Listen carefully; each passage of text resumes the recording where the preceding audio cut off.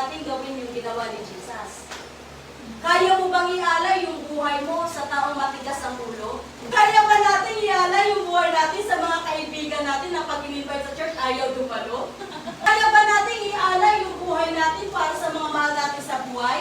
Kaya ba natin ialay ang ating buhay para sa Diyos? Ang ginawa ng Panginoon Jesucristo, inalay niya yung buhay niya para sa ating lahat at para sa Diyos. May mga nagsasabi,